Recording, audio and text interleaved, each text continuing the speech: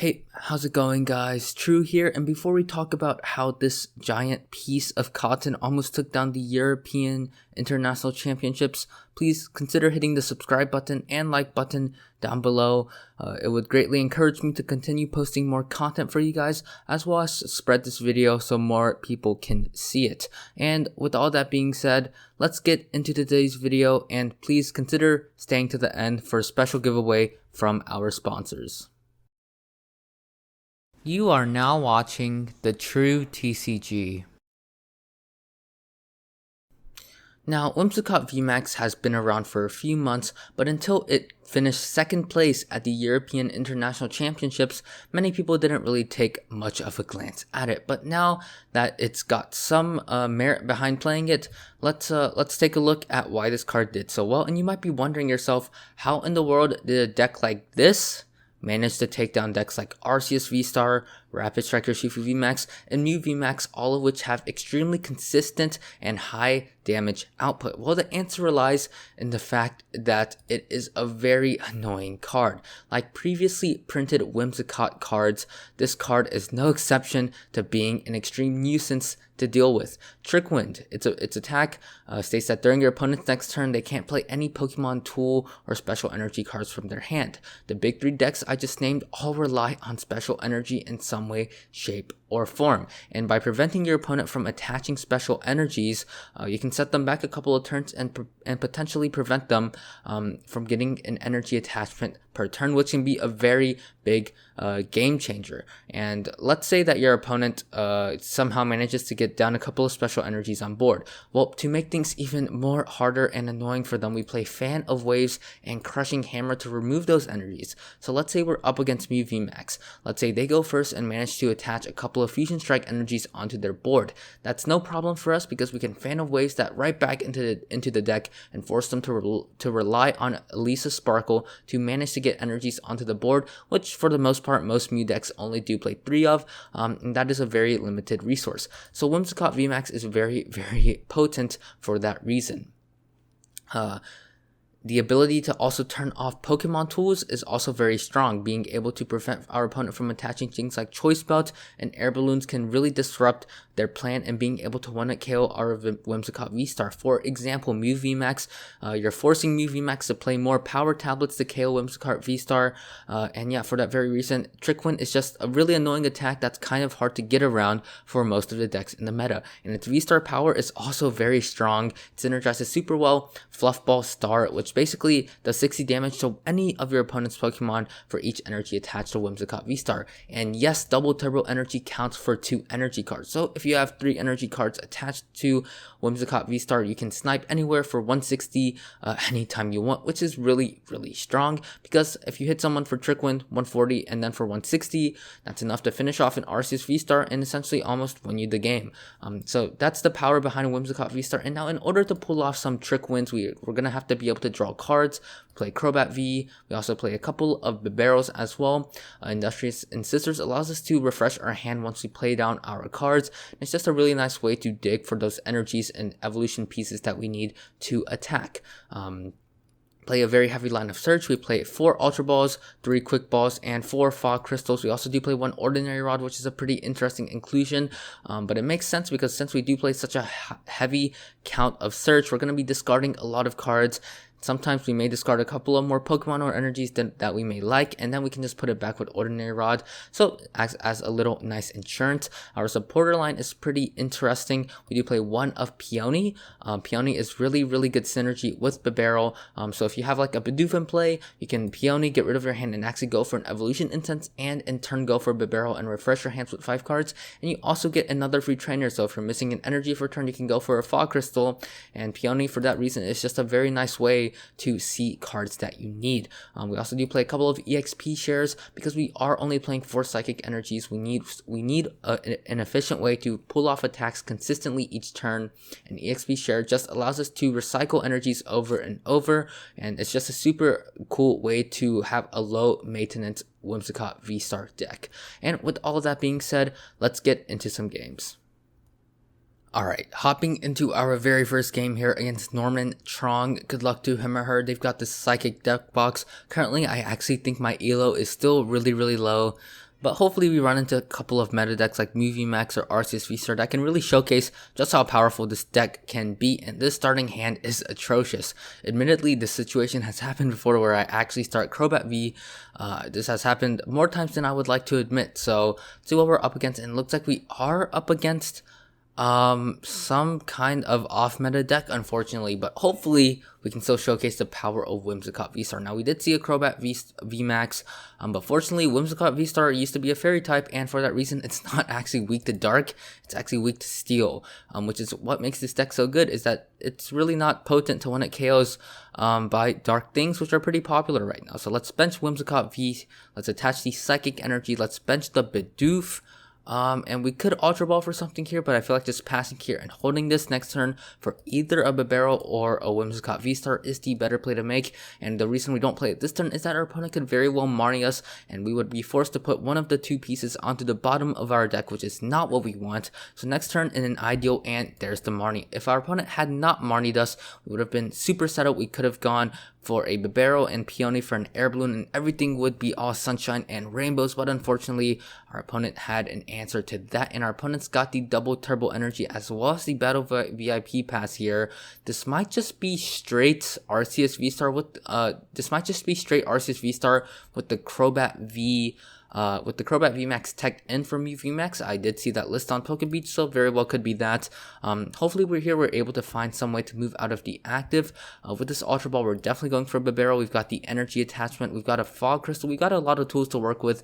So we've not completely bricked off of that Marnie, which is very fortunate to say the least. There's the Galarian Moltres as well as the Crobat V. They're going to opt to actually just Battle VIP, pass it out, which is an interesting decision, but oh well. Yeah, like I said, I'm super glad we're not weak to dark, otherwise this matchup would basically be an auto loss, and our opponent's got the turn 1 Trinity charge, unfortunately here. Not a whole lot we could have done to prevent it, and this is one matchup which we're probably not going to do too hot in, but our opponent's going to opt to split the energy attachments here, and for some reason they're playing a Rem Raid. I'm not entirely sure why, but looks like we've got the Bibarel online, we've got the double turbo energy. Let's go for the Ultra Ball here, go for a Whimsicott VSTAR, and hopefully manage to see an Air Balloon, which we do have 2 of, and Peony also functions as an out, so we have 3 outs in the deck.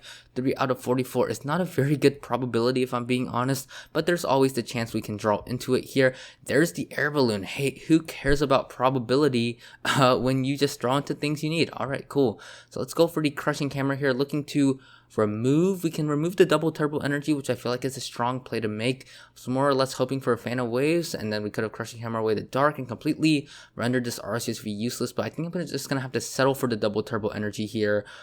Played a Path to the Peak, and I think we can just call it a day here and go for the attack. Path to the Peak here, very, very strong.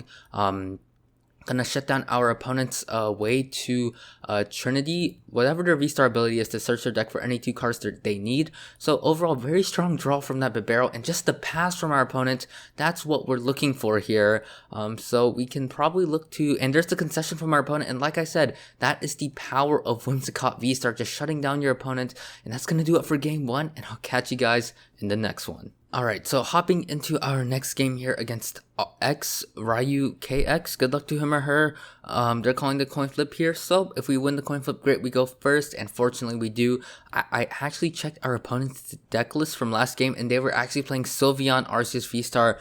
I guess they just bricked at the end of the day, so very, very fortunate setup from us that we were able to shut them down turn 2, and yeah, that just led us to winning the game. And it looks like here our starting hand, not great that we're giving them a couple of mulligans here, but a pretty solid start overall in my opinion. Got the Peony, got a lot of Fog Crystals to work with.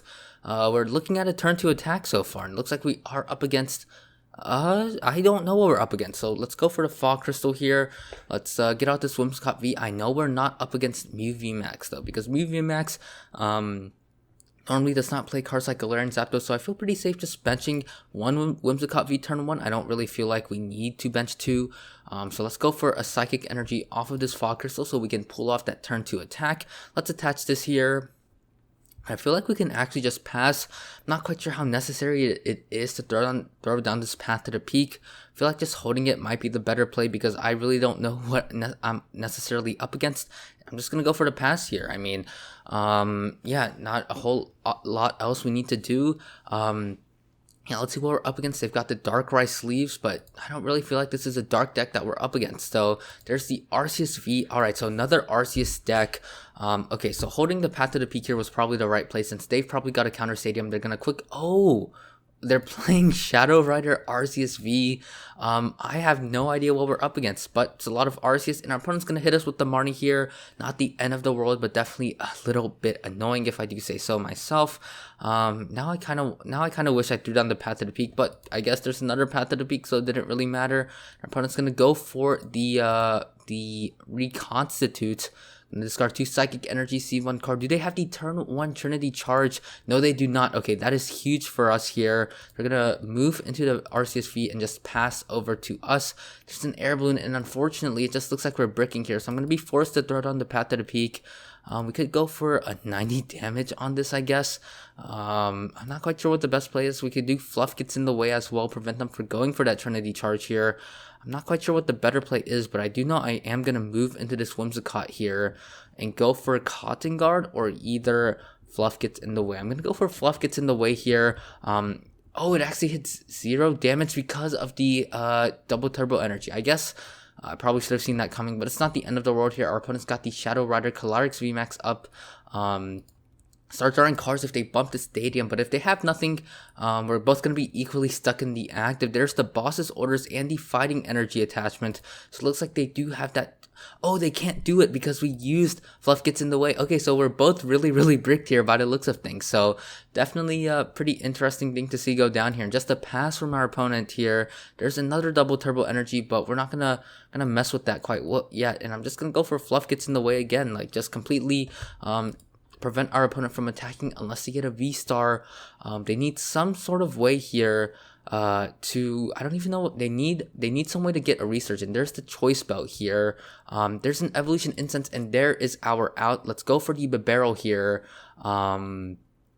And I feel like a really alpha play we could make here is actually just go for a 1-hit KO on this Arceus V-Star. Can we do it? 60, 121, 82, 4300, 260. We actually can find the KO on this Arceus V, and I feel like that's a really strong play to make. So I feel like I'm just going to commit this double turbo to the active, commit the Air Balloon, and just full send, try to draw into this Whimsicott V-Star. And there is the Ultra Ball. There's the Peony, and we did manage to find it.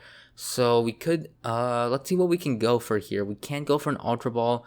Guarantee, do I want to Avery this turn instead? I feel like just Averying here feels fine, because we're already guaranteed the KO, so it's a pretty strong draw. Let's bench the Bidoof here. There's no reason really not to. It's Ultra Ball, get rid of the Fan of Waves. Tool Scrapper could be really strong in getting rid of the Air Balloon. I do like that a lot. Probably getting rid of Path to the Peak is probably our next best choice here. So let's do that. Let's go for a Whimsicott V-Star here. We're going to KO this Arceus V, prevent them from being able to use Star Birth or whatever annoying shenanigans they could possibly use here. And do we need a Fog Crystal? I don't really think we do. I think we're just so set up here. Kind of want to get rid of the Air Balloon, I'm not going to lie. We could save the Tool Scrapper for more value later on though. Not quite sure what the better play to make here is. I'm just gonna hold it for now. Let's go for Fluff Ball Star. Just kill the Arceus V here and prevent our opponent from being able to accelerate energy, and that's gonna put us way ahead in this game. So let's take 2 prize cards here. We do get a Whimsicott V from the prize cards. That's pretty solid. That means next turn we can go for a Fog Crystal, go for an energy, attach to a Whimsicott V, and go from there. So our opponent can now play tools, and there's the concession. They've got nothing, and then yeah, another super short game with the Whimsicott V-Star, and I'll catch you guys in the next one. Alright, hopping into our third game here against It's Carlos. They've got the Dark Deck box. We've taken down 2 Arceus decks so far with little to no problem. We do lose the coin flip unfortunately here, so we're probably going second. There we go. And our starting hand's looking, I don't know yet because we're taking a mulligan. But had this been a Whimsicott V, it would not have been a bad start at all. But oh well, it looks like we're taking a mulligan nonetheless here, and looks like we get exactly what we need. All right, perfection. So I feel like starting Bibarel is actually an okay decision here. Don't want our opponent to hit into a Whimsicott V, so I'm actually going to start with the Beaver here and just leave it in the active. No real reason to bench our Whimsicott V. Our opponent can't Marnie us turn 1, fortunately, so we have the right to leave this on the bench. And our opponent starts with Houndour, so it looks like we're probably up against Gengar. There's a Houndour and a Gengar V. Okay, this is going to be a very interesting matchup for sure. There's the switch into the Gengar V here. Let's see, do they have any energies? There's a Quick Ball that can grab them, a Crobat V. They actually Quick Ball away boss's orders. That's very good for us because we're gonna bench this Whimsicott V, and we certainly don't want them to boss turn to KO it. So that's pretty good for us. There is a Air Balloon. Okay, so let's see what we need to do here. Let's bench this Whimsicott V. That's 100% for sure. We can Ultra Ball, go for a Crobat. I would love for this to be actually a basic Psychic Energy, but we probably don't actually have to worry about our opponent taking KO on our bench Whimsicott V, so probably just going to attach this here now. We can Ultra Ball, go for some sort, yeah, we can go for a Crobat here. I feel like that's a really solid play to make. Let's give up the Path to the Peak and an Ultra Ball. A little bit rough giving up the other Ultra Ball, but I feel like it's really fine because we're going to see 5 cards off of this Crobat V, and Crobat V here is actually going to function as something we can run into, so we can potentially preserve our Bidoof for later. I feel like that's a pretty strong play to make. There is a Fog Crystal for next turn. I feel like we can probably just hold this hand for now. Playing down Path to the Peak here feels fine since we've already used our Crobats here. Not quite sure how I feel about moving into the Crobat V, if I'm being honest, but our opponent's probably going to find a way to KO it, so I'm just going to do it anyways. Now the question is, do we need to play a draw supporter? I feel like the answer is just no. We could play Avery as an option, but we could save it for next turn as well, maybe. Actually, no, let's play it now. We do want to get closer to an Air Balloon out, so I feel like playing Avery here is probably the optimal thing to do, and I think just passing here is really strong. And the reason I played the Avery there, even though it didn't give us any value regarding our opponent's bench, is because it gets us that much closer to an Air Balloon for next turn or a potential Peony, because had we not played an Avery last turn, we might not have been we would have been forced to maybe play Avery this turn, and we would have been 3 cards maybe short. So that's the reason behind it. I hope that made some sense. Opponent's going to go for the single strike roar on our Gengar V. I don't think they got the KO. Yeah, there's the research. I was like, we really don't have to worry about our opponent finding the KO on our Whimsicott V. There's another energy attachment, and yeah, our opponent's definitely going to get it here. I think they just need another Houndoom. They don't have quite enough yet with Gengar VMAX, actually, which is pretty interesting. And there's just the Fear and Panic here. That's really okay. So they actually missed the KO here. So let's evolve into this Bibarel for sure. We're gonna play Marnie this turn. As we're probably gonna play Marnie. We can actually draw some cards first and try to draw into something like a Peony or research to see more cards here. But I'm not mad with playing Marnie this turn for sure. So let's go for the Fog Crystal here. Go for the Psychic Energy. Definitely going to take that here, lagging a little bit, but that's all good. Let's attach the Psychic Energy here. Go for the Ultra Ball here. Certainly going to get rid of Fog Crystal and Path to the Peak. Can go for a Whimsicott V-Star. This is where things start getting rough. Our opponent can one-hit KO our Whimsicott V-Stars, so we need to find EXP shares as soon as possible. So let's play the Fan of Waves here and shuffle back in that energy back into our opponent's deck to make it so that they have to do it again, damage themselves even more. It looks like we actually whiffed the Air Balloon here, so let's play the Marnie here, and let's try to see if we can find an Air Balloon. No such luck, unfortunately, but a Crushing Hammer Heads could be really solid here. Yeah, that's the one really annoying thing about this deck, is that we don't have a lot of switch options, and Crushing Hammer Tails is a little bit unfortunate here, so we're just going to have to settle for a pass. But again, chances of our opponent having a boss's orders in a way to KO our Whimsicott V-Star is not that high. I say that, but if they have a boss's orders now, they've actually got the KO, and with no EXP share on board, they would probably just win the game from that, I'm not gonna lie. So let's see where they put this energy here. 61, 21, 80, 200, 220, 240. Okay, they're putting it on the bench one. If they just boss and use Fear and Panic, they don't have the KO, which is important to note. So our opponent's gonna go for, okay, I don't think they have the KO now because they've made that commitment. And yeah, just the Fear and Panic here. Our opponent missed the KO. They missed the boss, which is really good for us. And yeah, we're not looking too bad now, but we aren't looking great either because our opponent just has such an easy time finding the KOs on our dudes. So I feel like we're just gonna have to go for a Marnie here. I mean, we really have to. We just need to find more energies and we have to draw cards. I don't like giving our opponent a new hand here, but we kind of have to, and we are rewarded. We did find that EXP share. There's a pretty solid draw overall. So let's go for the Ultra Ball here. Get rid of these two cards. Let's go for a Whimsicott VSTAR. I think that's pretty good. We could also go for a Bidoof. It would also be pretty nice, but we have more outs for Bidoof. I think we have one quick ball in deck, so I'm just gonna go for a Whimsicott V-Star here, and let's go for the Industrious and Scissors. See a couple of more cards here, and then we're just gonna go for the Trick Wind on our opponent. Tool Scrapper doesn't do much. We did find another Bidoof, which is pretty cool. Let's thin the deck out with Fog Crystal. Let's go for a Psychic Energy and actually just attach it to the Whimsicott V-Star. This way, even if we somehow whiff next turn, we have a way to attack with a normal Psychic Energy. And yeah, let's just go for the Trick Wind. And I actually don't know if our opponent can KO us because they can't attach any. I guess if they play Basic Dark, they can attach it, but if they don't play any Basic Dark and they just play like Hiding Dark Energy and Single Strike Energy, they can't actually find the KO this turn.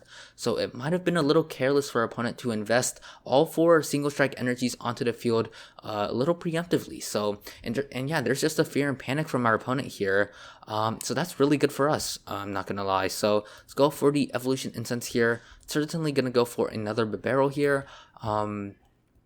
And let's see what we can make do here. Let's see what we can make work here. So we can't actually we can't get the KO on this Gengar VMAX, which I do kind of like doing. 68. Let's do the math here. So 60, 80. I don't know if I want to secure the KO on. This is where I wish we played Choice Belt, right? Because we would have been able to find the KO, but now we're just a little bit short. So I feel like going for Peony here is a pretty strong play. Yeah, let's go for that. Let's go for Fan of Waves and a Crushing Hammer. I think both of those feel like really solid options right now, and hopefully get rid of some energies, right? So let's go for this. Let's play the Crushing Hammer first, I guess. Get rid of let's see, what do we get rid of?